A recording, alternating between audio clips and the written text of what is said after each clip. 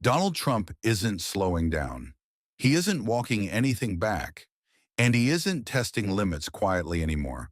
After military action in Venezuela, after openly floating the idea of annexing Greenland, Donald Trump has now taken another step that changes the equation entirely.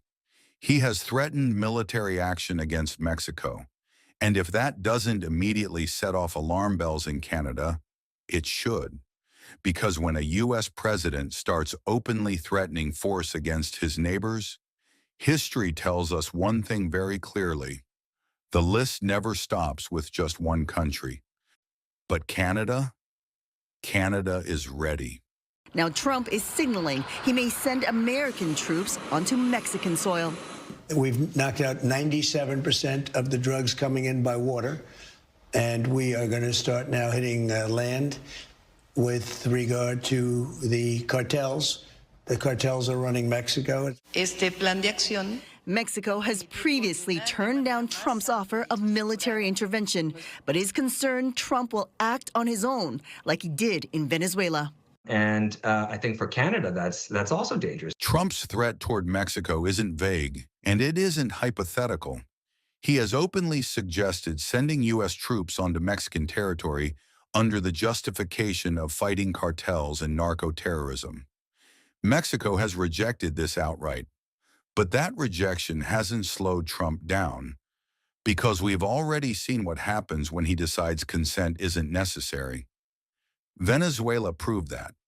Trump has made it clear that he views military force as a legitimate policy tool, not a last resort, and more importantly, he has shown that he believes borders, sovereignty, and even international law are negotiable if they stand in the way of what he wants to do.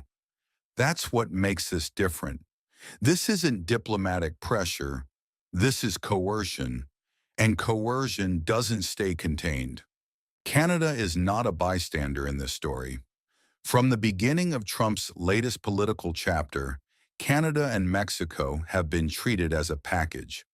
When Trump talks about border security, fentanyl, or trade enforcement, he consistently lumps the two countries together, regardless of facts, scale, or responsibility.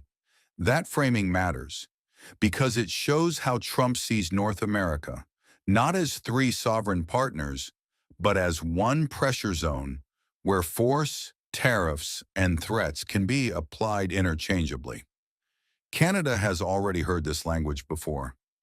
51st state, questions about the legitimacy of Canada's borders, dismissive rhetoric about sovereignty. Now add military threats against Mexico to that context, and suddenly the picture looks far more dangerous. Look at the progression. First Venezuela, framed as a security issue. Then Greenland, framed as national defense. Now Mexico, framed as counterterrorism. Different justifications, same underlying logic. Trump is steadily normalizing the idea that force is acceptable in the Western Hemisphere if it serves U.S. interests. That is a profound shift. And Canada, whether it likes it or not, sits directly in the path of that logic. Analysts say Canada could be most exposed. If you are weak and you are doing stuff Trump doesn't like, and you can be an ally or you can be an adversary, right? You can be Canada or you can be Venezuela, but you get FAFO'd. In a recent interview with the New York Times, Trump said that he's not constrained by international law or Congress, but by his own morality. He says that's the only thing that can stop him. This needs to be said clearly. The most serious risk for Canada is not tanks rolling across the border. It's something more subtle and more realistic. Implicit coercion, assumed authority, unilateral actions justified as security measures. This could take the form of increased U.S. military presence in Canadian airspace or waters. It could involve temporary patrols. It could involve decisions being made for Canada, not with Canada. And once those precedents are set, sovereignty doesn't disappear overnight, it erodes. Greenland and Mexico may seem unrelated, They aren't. They're both pieces of a much larger puzzle, control over the hemisphere. Trump's fixation on Greenland has always been about the Arctic, shipping lanes, energy access, and military positioning as ice melts and competition intensifies. Canada's Arctic infrastructure is still developing. Its presence, while growing, remains thin in critical areas. That creates temptation, not for conquest, but for assumption. Assuming patrols are necessary, assuming authority in the name of shared security, assuming Canada will accept it quietly. That is how sovereignty gets tested. So with the capture of Nicolas Maduro and the talk of Trump trying to take over Greenland, plus all those 51st state threats last year, I think Canada is going to be a very serious contender to be our 51st state. that suddenly propelled the question, is Canada under threat from the US? Well, not exactly, but many of the experts we spoke to are increasingly concerned by the moves from the Trump administration. In the last 2 weeks, there's been another shift, another fundamental shift that suggests that the world is even more dangerous now for Canada than it was before. Now, those concerns stem from a statement from the White House on Tuesday, saying that the US wants to acquire Greenland for security reasons and is discussing a range of options, including utilizing the US military.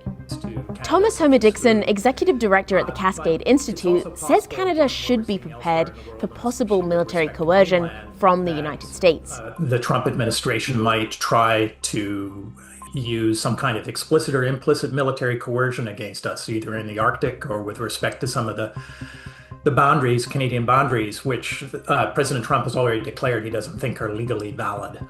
He says the fact that the Trump administration has been so explicit about possible military intervention in Greenland, it's really set the tone for Canada. In a sense, What makes this moment especially dangerous is that Trump's approach doesn't stop at individual countries. It weakens the entire rule-based system Canada depends on.